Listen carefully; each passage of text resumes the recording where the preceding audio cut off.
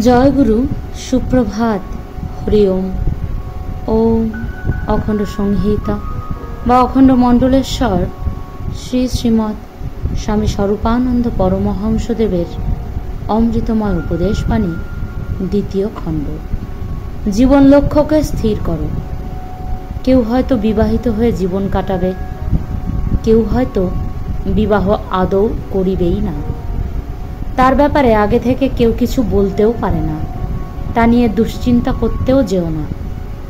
কিন্তু জীবন তুমি কিভাবে নিজের সুখের জন্যই কাটাবে, না জগতের হিত সাধনের জন্য প্রয়োগ করতে চাও, তা আগে ঠিক করো।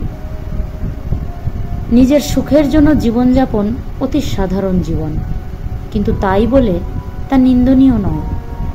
কেউ যদি নিজের সুখের জন্যই জীবনযাপন করে, আর তা যদি করতে পারে অপরের কোনো অনিষ্ট না করে, তাহলে তার জীবনও হেয় নয়।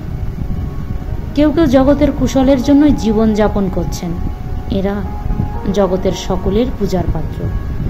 কিন্তু যারা নিজের সুখের জন্যই জীবন ধারণ করে রয়েছেন, অথচ ভ্রমক্রমেও অপরের অনিষ্ট সাধন করে না, তাঁরা কম যান না, তাঁরাও পূজার পাত্র।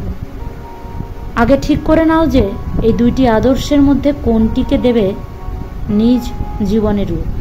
এই একটি কথা স্থির হয়ে গেলেই তো তুমি ব্রহ্মচর্য সাধনের অর্ধেক কেল্লা ফতে করে নিলে। একবার লক্ষ্য স্থির হয়ে গেল তো আর কোনো দিকে তাকাবে না। কেবল জীবনের ধ্রুব তারাটির দিকে তাকিয়ে সকল কাজ করো, সকল কথা বলো, সকল সঙ্গী নির্বাচন করো, সকল অমেধ্য, অহিত, অকল্যাণ বর্জন করে চলো। হরি ওম।